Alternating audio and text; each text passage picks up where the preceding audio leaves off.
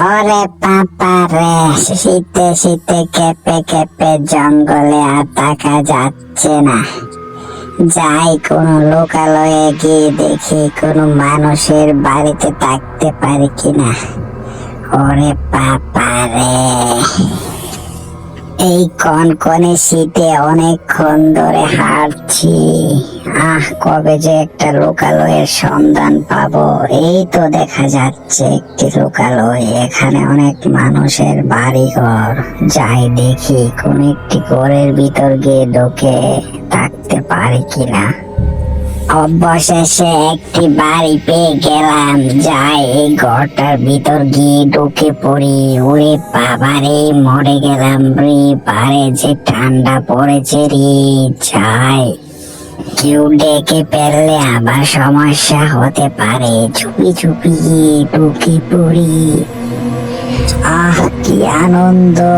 ঘরটার ভিতরে তো অনেক গরম লাগছে, এখন আর আগের মতো ঠান্ডা লাগছে না। মানুষরা অনেক আরামে থাকে রে। যাই, চৌকাটার মধ্যে গিয়ে শুয়ে পড়ি। আজকে বাইরে যে ঠান্ডা পড়েছে, আজকে খেলা হবে না। যাই, ঘরে গিয়ে চুপি চুপি শুয়ে পড়ি। কি এখানে দেখি বড় এক ডাইনি শুয়ে আছে। মা মা, কোথায় তুমি? দেখে যাও এসে, বড় এক ডাইনি শুয়ে আছে। ওরে বাবা রে, বাচ্চা ছেলেটা আমাকে দেখে ফেলেছে। পালাই পালাই। কোথায় সাতচন্নি? এখানে তো কোনো সাতচন্নি নাই, তুই মনে হয় ভুল দেখেছিস। কি যে বলিস, এসব আবার হই নাকি এই যুগে, বোকা ছেলে।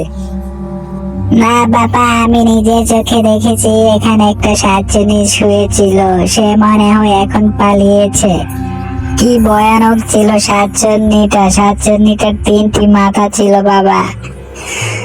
বুঝেছি, সে যাই হোক, তোকে কবিরাজ থেকে একটি তাবিজ এনে দেব, ওকে চিন্তা করিস না। ওরে বাবা রে, একটুকের জন্য দৌড়াই পড়ে গিয়েছিলাম। তবে বাইরে যে ঠান্ডা পড়েছে, বাইরেও টাকা যাবে না। ওদের ঘরে ঢুকতে হবে।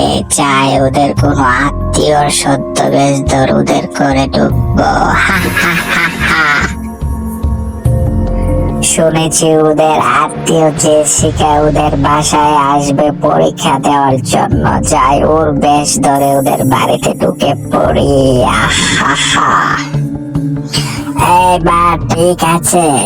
কষ্ট হয় অনেক এই বয়সে মানুষের লেবাস ধরে আবার মানুষের বাড়িতে থাকতে।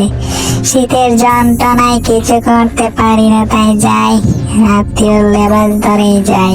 কেমন আছো খালা? সামনে বিসিএস পরীক্ষা, তাই চলে আসলাম তোমাদের বাড়িতে পরীক্ষা দেওয়ার জন্য। কিরে জেসিকা, তোর না পরীক্ষা আরো 1 সপ্তাহ পরে? তুই তো 1 সপ্তাহ পরে আসার কথা ছিল। যাক, এসে যখন পড়েছিস সমস্যা নেই, এখানে তাক থেকে পরীক্ষা দিয়ে যা। এবার কিন্তু অনেকদিন থেকে যাব খালা। পরীক্ষা শেষ হলেও অনেকদিন থেকে যাব, তোমাদেরকে দেখি না, অনেকদিন হয়ে গেল। তার বলতে, তোমার যতদিন ইচ্ছে তুমি এখানে থেকে যেও, কোনো টেনশন করো না। বাড়িতে ভূত আছে, সাবধানে দেখো কিন্তু। কিরে ছোটন, ওসব ভূতের বই আমাকে দেখাবি না, আমি ভূতে বই পাই না। আরে বলিস না, ও নাকি সকালে এক ভূত দেখেছে, তাই ও এমন বলছে। ওকে, তুই বিশ্রাম কর, আমরা তাহলে গেলাম। সাবধানে থাকিস কিন্তু। হা হা হা হা, আমাকে ভূতের বই দেখাস। সেই যখন পড়েছি তখন তোদের বাসা থেকে আর যাচ্ছি না। শীতে নয়, শুধু 12 মাসে তোদের বাড়িতে এখন আমি কবজা করে নেব। সাতচন্নি হয়ে অনেক দেখেছি, এখন মানুষের রূপ ধরে থাকবো। সাতচন্নিদের কোনো দাম নেই, আমরা শুধু অবহেলিত হয়ে কি থাকবো, আর তোরাই শুধু রাজত্ব করবি। এখন তোদের উপর আমাদের রাজত্ব চলবে। এসে গেছি মানুষের বাড়ি, আর যাব না জঙ্গলে। এসে গেছি মানুষের বাড়ি, আর যাব না জঙ্গলে। বসে বসে চা খেতে খেতে আর ভালো লাগছে না, আর মানুষের রূপ ধরে থাকতে আমার খুব কষ্ট হয়। যাই দেখি কোনো মাংস খেতে পাই কিনা।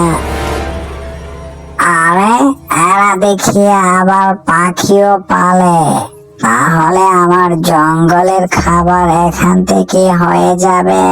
ওয়াও, তাহলে পাখির চারাটাকে আমি আজ খেয়ে নেব।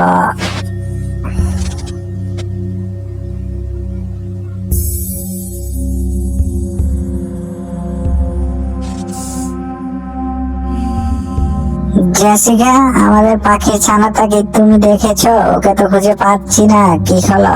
কথা বলছো না কেন? নাকি পাখির ছানাটা তুমি খেয়ে ফেলেছো? কি বলছেন খালা? পাখির ছানা কোথায়? আমি কি করে বলবো? আর এটা আপনি কি বলছেন? আমি কি করে পাখির ছানা খাবো? আমি কি কোনো ডাইনি নাকি যে আমি আপনার পাখির ছানা খেয়ে ফেলবো? হ্যাঁ, তুই ডাইনি। আর আমি এ কথা কখনো বিশ্বাস করতাম না যদি খোকারা বলতো আমায়।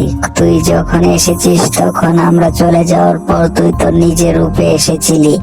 খোকা তা দেখেছিল এবং খোকা আমাকে গিয়ে বলেছে।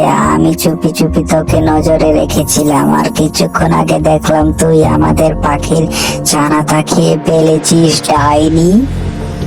এখনো ভালো আছে? ভালোই ভালোই বলে দে সত্যিটা কি, নইলে আর হচ্ছে না। দেখ, আমি সাতচন্নি, আমি খেয়েছি তোর পাখির ছানাকে। জঙ্গলে ভয়াবহ শীত পড়েছে, তাই এসেছিলাম তোদের লুকালে তোদের বাড়িতে থাকতে, কিন্তু আর হলো না। এখন আমি তাদেরকে মেরে ফেলবো। হা হা হা হা হা হা হা হা। কিন্তু তোর সেই স্বপ্ন কখনো পূরণ হবে না। আমি তান্ত্রিক বাবাকে খবর দিয়ে রেখেছি, ও এসে পড়েছে। তান্ত্রিক বাবা? হা হা হা হা, ও আমার কিছুই করতে পারবে না।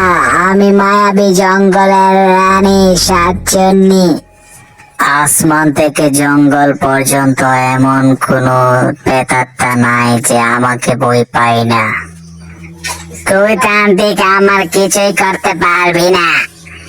তবে রে দাঁড়া, দাঁড়া তুই। ওরে বাবা রে, এত বড় চাকু! প্লিজ আমাকে ক্ষমা করে দাও, আমি আর কোনোদিনই এলাকায় আসবো না। আমাকে যেতে দাও, প্লিজ প্লিজ। তারপর সাতচন্নি ঘর থেকে বের হয়ে জঙ্গলের দিকে চলে যায়।